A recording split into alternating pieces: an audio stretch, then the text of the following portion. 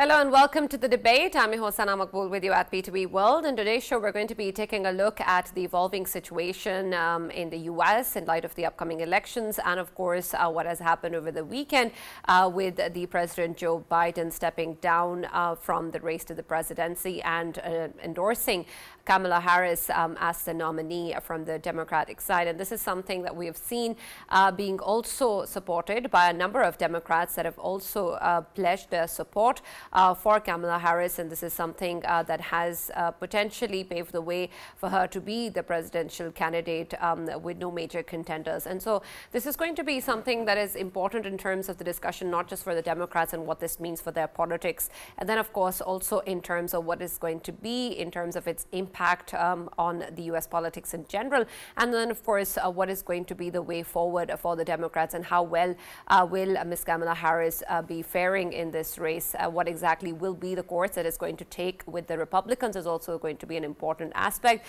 because of course a lot of what Mr. Trump has been talking about has centered around Joe Biden and his age, and then of course a new strategy is there, which of course the Republicans have said they've been preparing for way ahead of time, but whether or not this is going to be something that they are going to actually be able to put forward with, given that of course both of them have their own histories with regards to their roles, and of course the kind of criminal cases that we have against the former president, and then of course the role of Ms. Kamala Harris as a former Attorney General and US Senator. So we're going to be seeing what this means, particularly for the Democrats and the Republicans in terms of the race to the candidacy, and then also focused a little bit on this decision in particular as well with Mr. Joe Biden stepping down, and then of course whether or not the US will actually be seeing its first women president.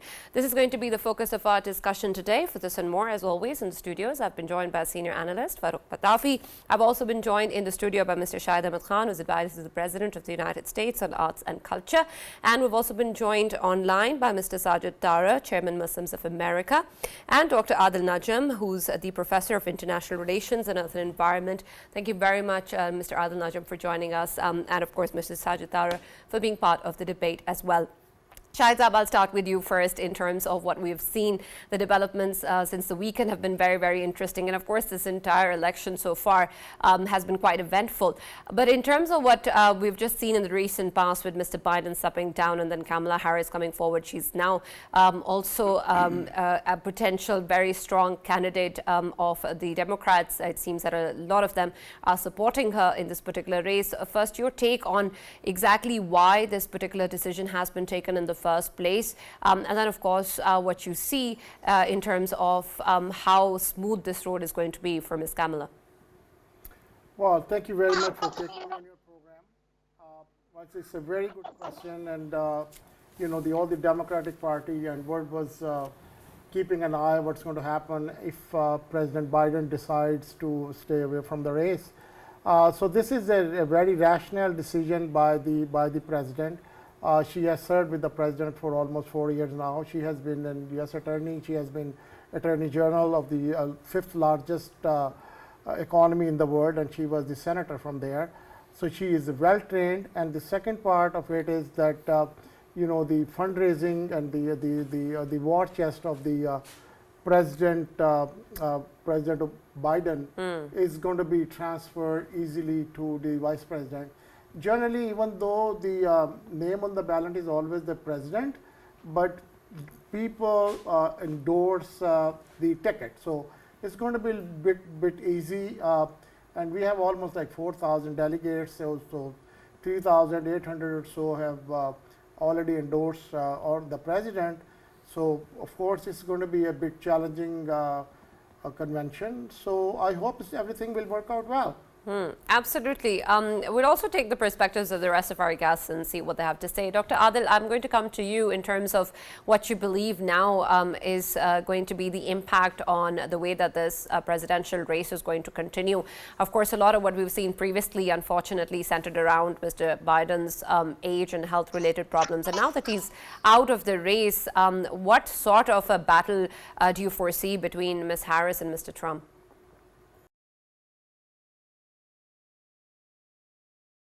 Unfortunately, we're unable to actually make sure that the voice is not correct at the moment, but I'll come back to you, and I really want to hear your perspective on the matter. Mr. Sajid Tarar, can you hear me?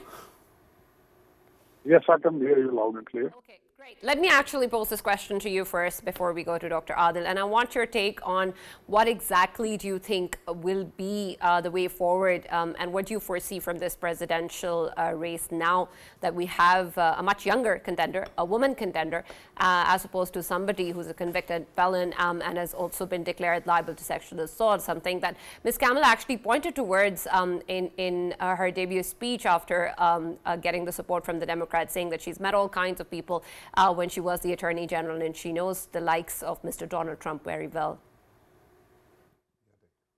You know, what I'm observing right now is the worst political crisis in this country right now. The country is divided. First time in the history, second time, matter of fact, in the history, the presidential candidate, the most popular candidate, is facing the assassination attempt on him, and so far, no strong investigation has been taken place yet. Secret Service, the whole entire country watched the public congressional hearing of the Secret Service chief yesterday. That was embarrassment. My question regarding this new candidacy, first of all, the Clinton family has endorsed her, but Barack Obama is asking for the open convention. That is a chaos. The country, Democrat Party has no clue what is going on. The third thing is how Kamala Harris can disconnect with the legacy of Biden and Obama.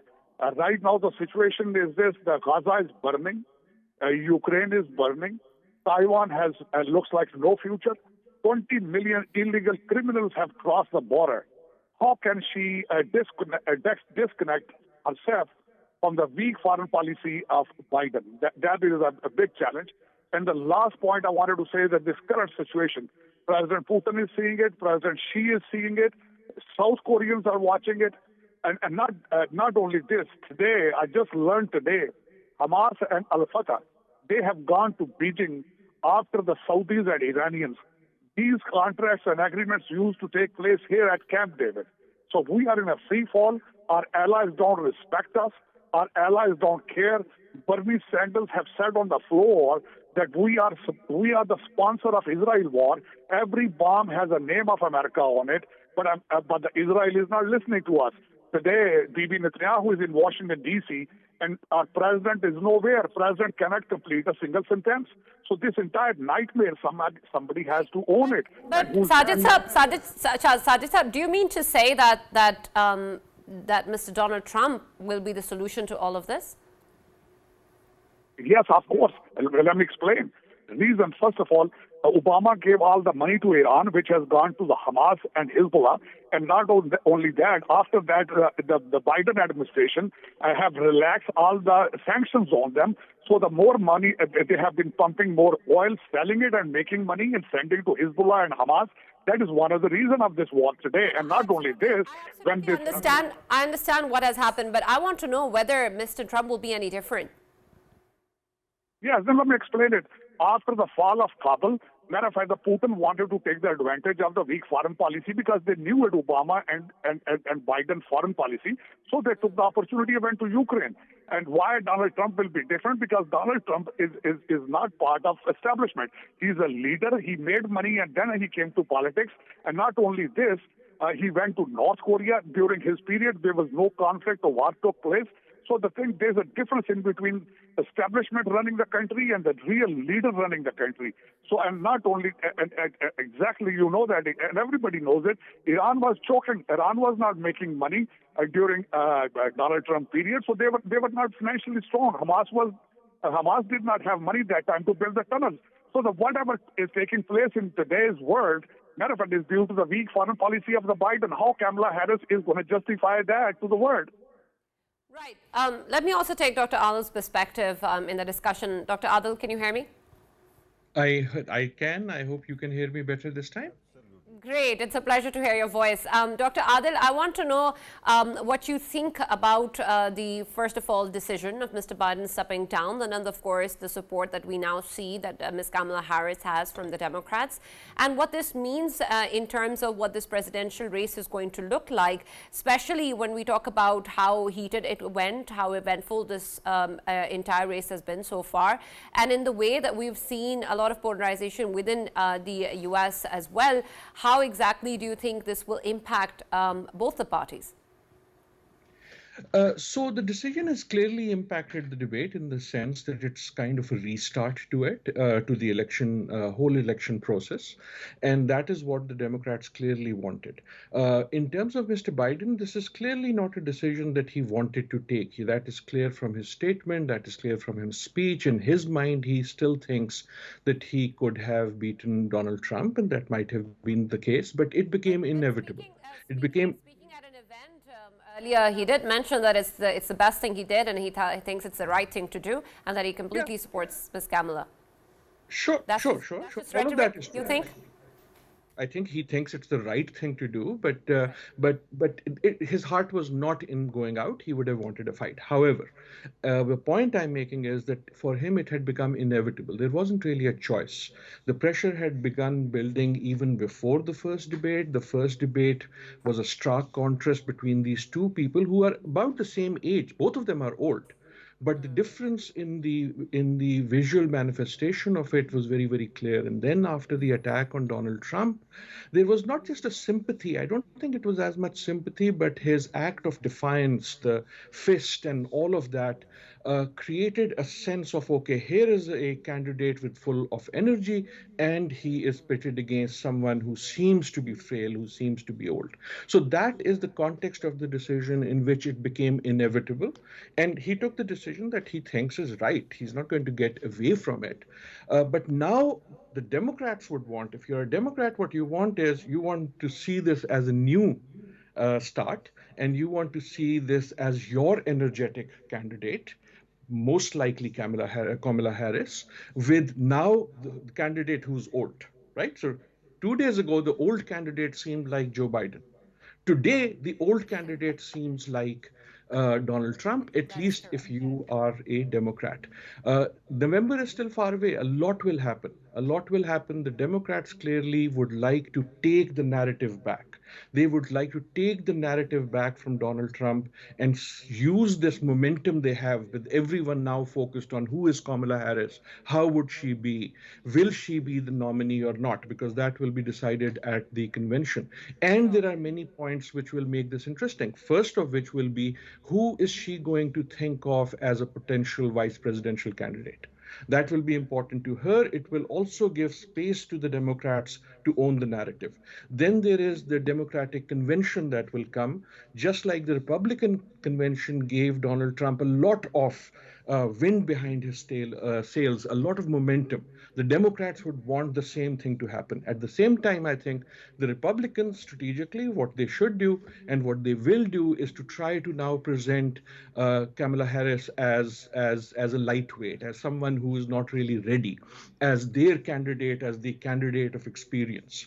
So that is what you're going to see. One last point, though. In some ways, I think what is interesting is the Republicans would like to point out that she is an extension of Biden and Obama and the Democratic Party.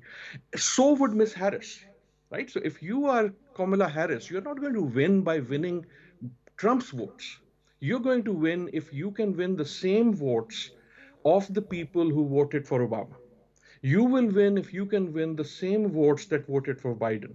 And you will win if you can actually win the votes that might have voted for AOC or Senator Warren or Bernie Sanders and so on and so forth.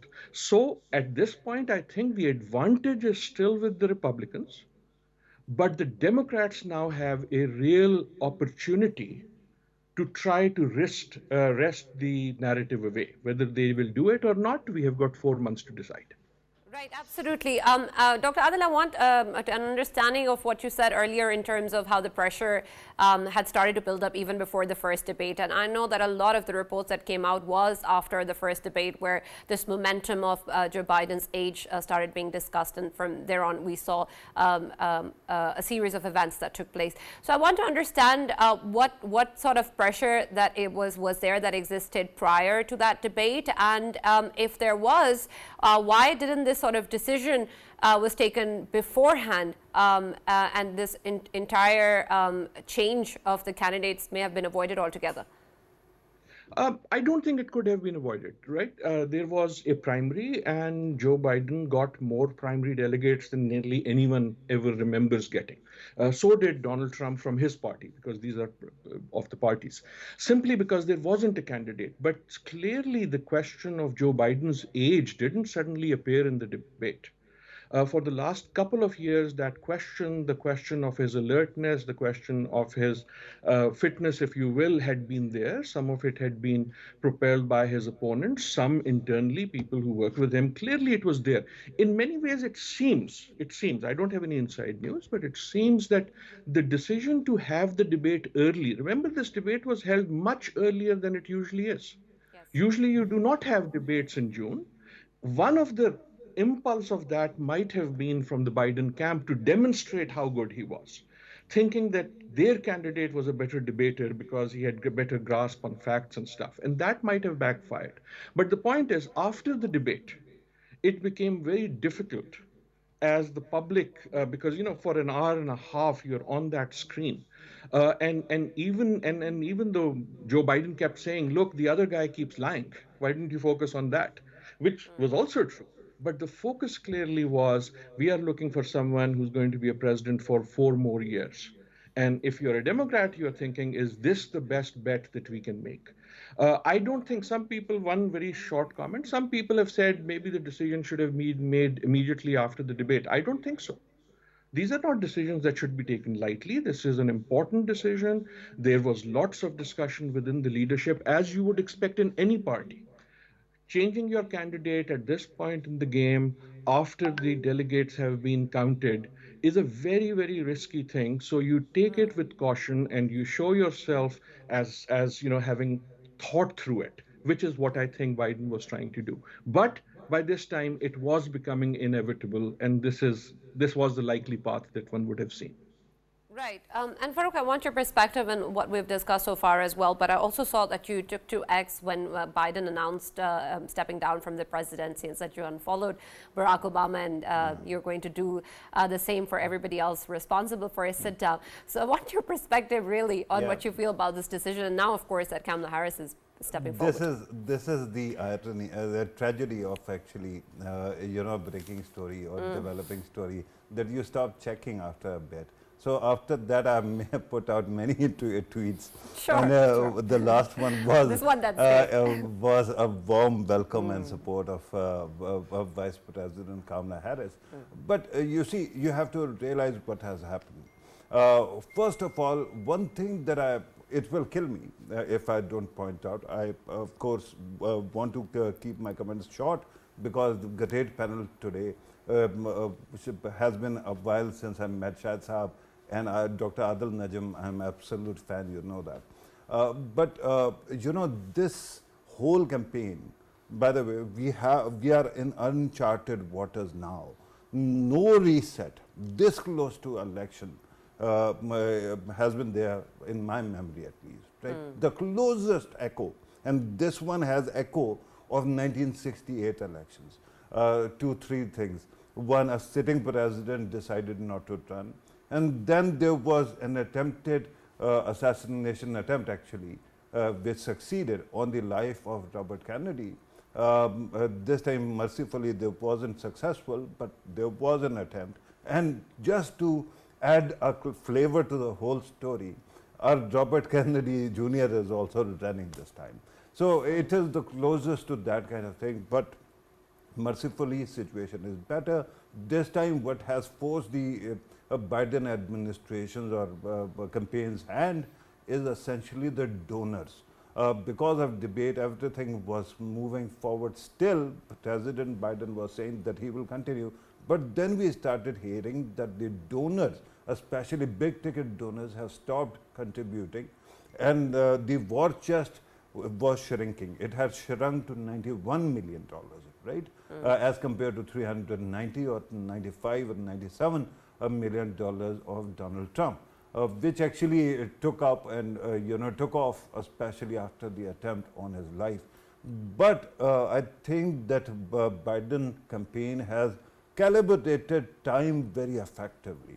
They ensured that first of all RNC is totally done, and Trump has chosen his running mate, especially because he was thinking that he is going to confront Joe Biden. Then on Sunday, they made a point of declaring this after all the Sunday shows were also wrapped up. So this was a good timing. And after that, the fear was that Kamala Harris perhaps won't be allowed that kind of leeway by the donors and delegates, because, as was pointed out, that most of the delegates were pledged to President Biden. Remember, in primaries, you don't have the same ticket as the election final, right? Final election. In that, you have only one name on the ticket, and that is the presidential candidate. So what happened was that the transfer of delegates was not automatic. Although, because the account, bank account that is opened, it is opened in the joint name of the ticket, right? The president and vice president. So the funds could transmit, but the delegates could not. In the end, what we saw was immediately Democrats actually came together and supported, Vice President Kamala Harris. To my knowledge, more than half of the delegates that were pledged to, President Biden have actually supported Kamala Harris, which actually makes her the prohibitive nominee. And then within one day, ActBlue, one of the funds that collects all the donations, declared that they had raked up over $100 million in support of Kamala Harris, right? Especially small ticket contributors. So that would mean that the donor's blackmail also goes away and she becomes a candidate. So right now we know what exactly is going to happen. On the other side, you have Donald Trump, who is very strong, but it is, remember, a 46% divided country. Of course, 8% is going to Robert Kennedy Jr. I don't know why, but that is 8% to 10% people who have pledged support to him as well. The actual concern was the swing states, battleground states, and there the numbers were not supporting President Biden, but it seems that there has been a reset. We have to see how much, because that will decide what happens. Regarding, the running mate of the vice president, I can, at least there are 2 or 3 things we know. It is going to be a man, it is going to be a white man, and there's a possibility that he might be from a battleground state. All right. Shahid Saab, I also want your perspective on what exactly will be the strategy by the Republicans when they're, of course, now going to be dealing with the new presidential nominee from the Democratic side. And I want your perspective in terms of what we've seen so far, how a lot of what has been discussed has been Biden-centric. We've even seen statements coming in after Ms. Kamala Harris stepped up that there have been comments made from the Republican side that have pointed again to what the performance has been in Biden's tenure, and then also pointing towards how this is something that the Democrats actually did to overthrow Mr. Biden, and a decision that has been taken internally. He also said they stole this from Mr. Biden. So I want your perspective in terms of how exactly will then be redirected to somebody that we've seen historically that perhaps Mr. Trump has difficulties in dealing with in general when we talk about women and when we talk about people who have been involved with the law. There has been a lot of disdain that he's actually expressed previously. How exactly will that fare, and what sort of strategy will now evolve, and will they be able to actually draw out of Biden at this point? Thank you very much. It's a long question, but it's a good question. So first of all, if you look at the current administration's performance, probably is the best performance President Biden and the administration did. Right, we have the jobless claim the lowest. The gun laws are reformed. Infrastructure budget is there. International situation is better, and there are a lot of good things which are going on in the country.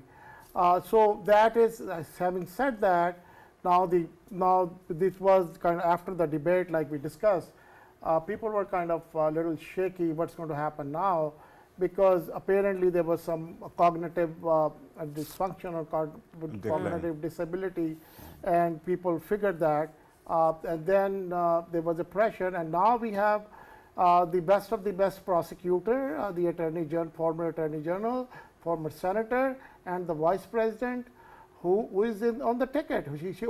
She is the nominee of the President. So most likely, most of the delegates, like out of 4,000 delegates, it's almost like 3,800 has already endorsed President Biden, and most likely they will endorse the president's appointee for the ticket. Right? It's most likely this will happen. If that's even if people say it's open convention, it is like open convention, right? Because she is not the nominee. She's not nominated, but actually endorsed. And it's going to be endorsement coming from all over, and most likely most of the delegates will support her. And she is the best candidate at this point. I mean, cannot go wrong with this woman. I know her. I know she is how fair-minded she is. I mean, sitting here in Pakistan, at one point she came to a Kashmir rally, right? At one point she decided to meet, not to meet with an Indian sort of a minister type because of the atrocities in Kashmir. And you know her, she's a very fair-minded lady. And the most important thing which will happen now, when in debates, she is a prosecutor and she knows how to deal with criminals, and she is going to tear him apart. I can guarantee you that. She said so much. She said so much. Yeah. Tarar Saab, I want your perspective also on taking a closer focus on what Miss Kamala Harris actually represents. She's, of course, as Shahid Saab was pointing towards, a prosecutor previously, but she's also a woman. She's also black. She's Asian American. She's young, and that sort of adds a lot of factors into this presidential race. And I want your take on how well will that actually be in her favor or not, irrespective of the Republicans or Mr. Trump. But as Adil Saab earlier was referring to, she has to garner the support from the Democrats themselves and to be able to retain that. Do you think that all of these factors will support her or go against her? No, I wanted to make up 2 points. First of all, here, none of us, we have mentioned that she was her job was to go to the border and take care of the borders, and she has made a couple of trips overseas to the Guatemala and some other countries where all these immigrants are coming from, and she was not successfully able to deliver anything, matter of fact. Nobody has ever mentioned that thing. And second thing is that she has to own the legacy of Biden. The world is burning at the moment. How she's going to make any change with the same policy, extension of Biden policies? How can she win the election even then while everything is burning due to the Biden decisions? And not only this, you have said that she's the first candidate. She's the first Asian American, but Indian American. And frankly speaking, she has not been openly accepting this thing that she's an Indian American. She has been staying on a distance from the Indian American. Plus, at the same time, my biggest issue is this: there is no justification right now. Matter of fact, I will call it a political setback. That up till today, that Donald Trump doesn't know who his real opponent is. We are still confused either the Kamala Harris will be the presidential candidate or not. This is not good for American. This is not This is not good for American voters, matter of fact. This is not good for democracy in this country. That we have come to elections, we have come so close to election, and we're still not clear who's the president, who will be the nominee of the ticket on the other side. So this is a crisis. First of all, this has happened first time in the history of America when the sitting president has to withdraw. The second question is already people already have started asking that if Biden cannot run the election, so he's not able to run the country at the same time. He should resign as a president. He should withdraw his as a president. So a lot of things and a lot of chaos, and our Russia and China is watching it. Our allies are confused and nervous. Right now, earlier I mentioned it to you that today Hamas and Al-Fatah is meeting in Beijing. They're supposed to meet in Camp David, and nobody cares about it. CNN believes that if they don't cover this news, this is not a big deal. But it is a big deal. Earlier I mentioned that Saudi Arabia and Iran, where they met in Beijing.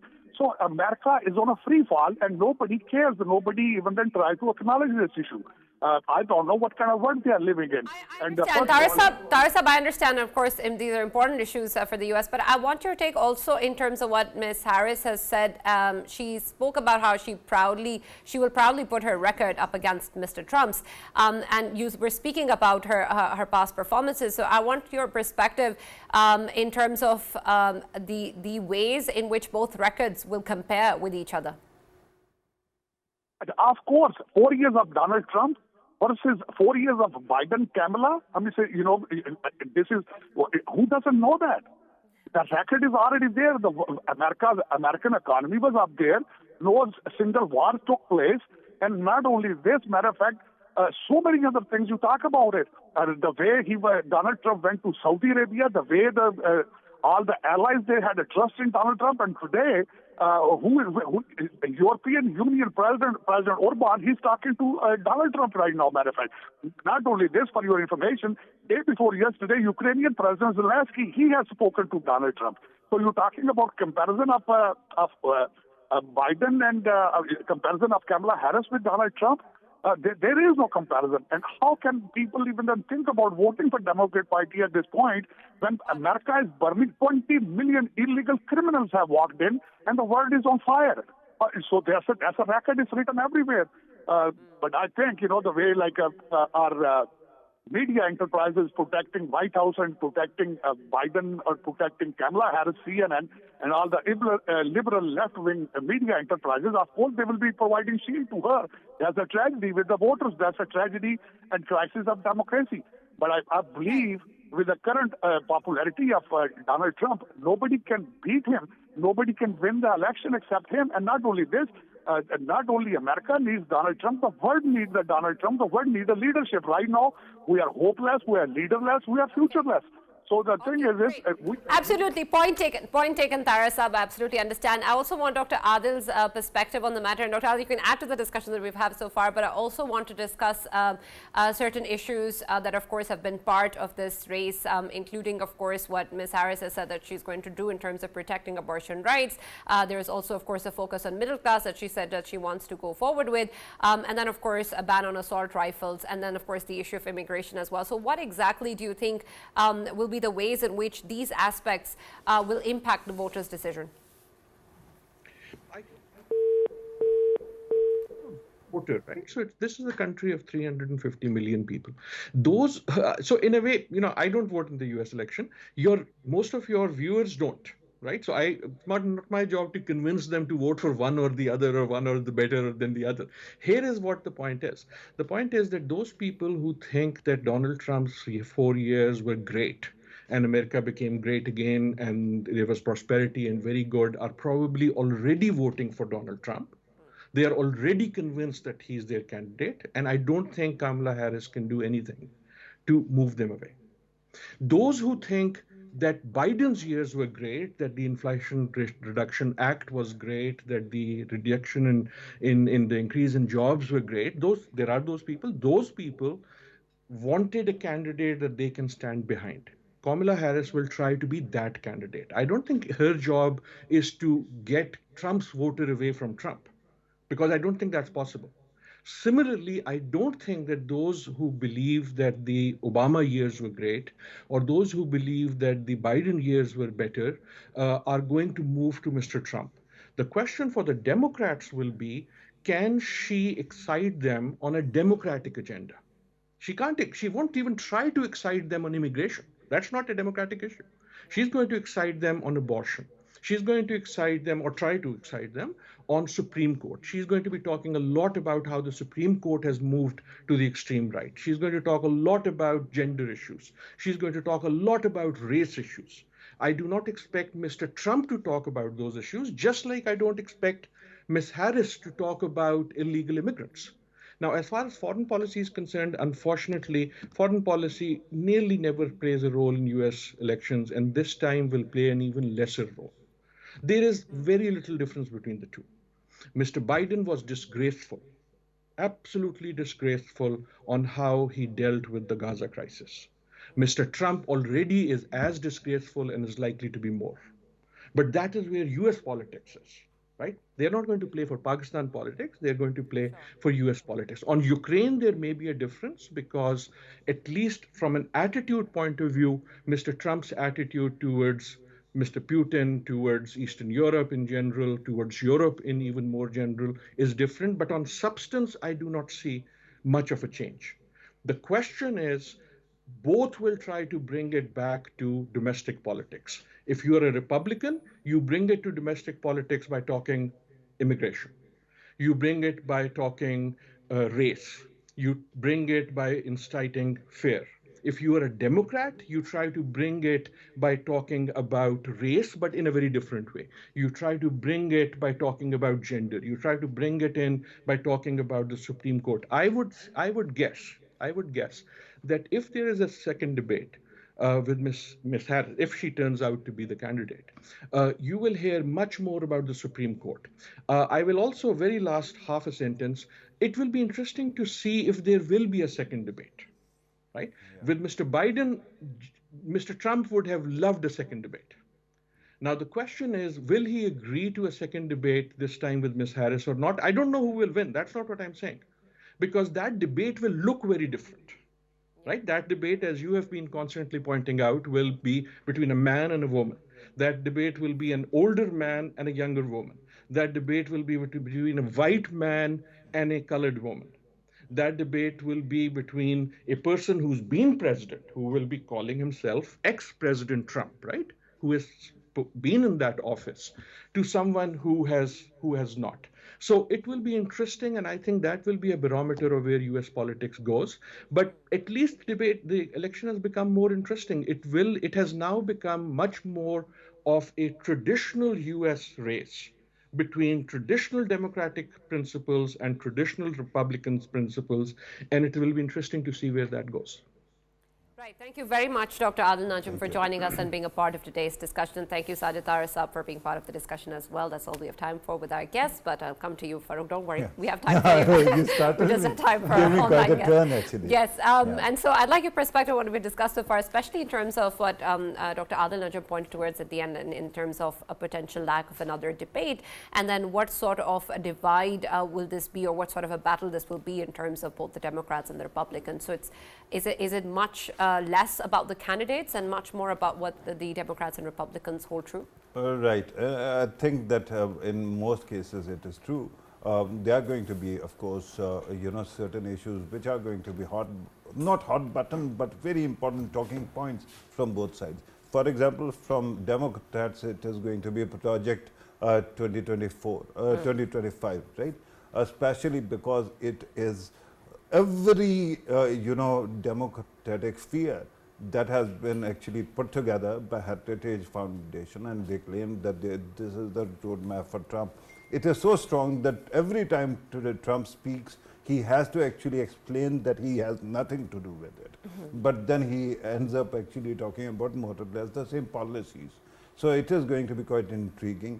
On the other side, of course, from Republican sides, two low-hanging fruits are: one, inflation; the second is southern border. Both are big problems, and I think that there are people who are going to be concerned about it.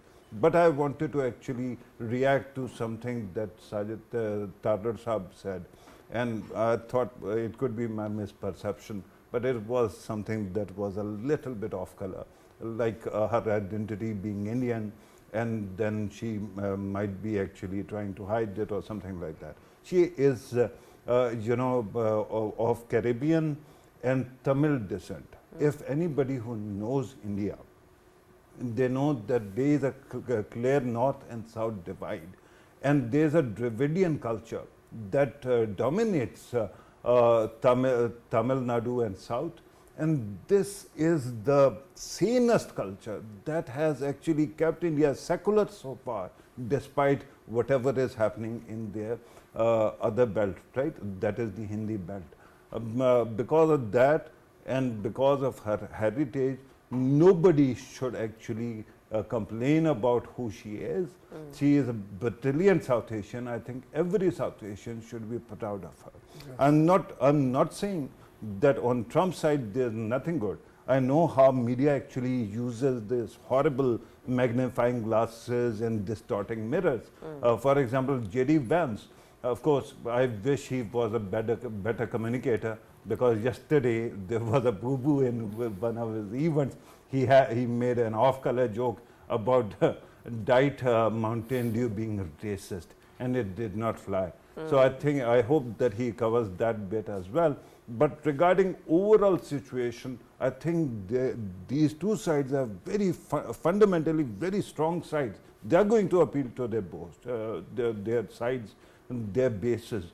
But let's see, undecided voters, where do they go? Right. One very important thing is that we hear that Robert Kennedy might drop out very, very soon. Okay. And last time he actually spoke to Trump, the day he was fired at. So we don't know where he leans or offers support, because now the situation has changed. But if he actually declares support for one of the candidates, that might also change the numbers. Okay. But we still have to wait and see how balance actually works out. We still don't have numbers from 7 battleground states. Right. Absolutely. Shahid, anything you'd like to add at the end? Well, I just want to say, Mr. Pitafi, like you mentioned, the country is equally divided 46-46. I think battleground states matter, right? And Democrats won Michigan by 3% only last time. So there's an issue with Pennsylvania, issue with Florida, Arizona, and all that, So I think if she picks up a candidate from a Democratic state, which is a battleground state, which is a swing state, I think that's going to be a great help. I think that small number of votes can make a difference. And like everybody says, the Adil said and Mr. Pitafi said, we are not going to change the voters of Republican Party or who are already aligned with Donald Trump's ideology and perspective, and so as with the Democratic side. But I must say that this administration, our president has done extremely well. He is really a greatest patriot, and he has served the country at his best. I salute him. All right. Thank you very much. Can I add one more sentence, Hannah? Go ahead. I just wanted to actually, regarding economy, I just wanted to add that Nikki Haley's super PAC has actually thrown its weight behind whom? Kamala Harris. So that actually tells you something. Thank you, Farrukh, and thank you, Shahid, for joining us as always. Pleasure, Farrukh. of course. Thank you very much. It's pleasure's all ours. And of course, we'll continue talking about the US elections as the story develops up until the end to see who it is that is going to be the next US president. Stay tuned to B2B World for more. That's all from the debate today. We'll now see you tomorrow.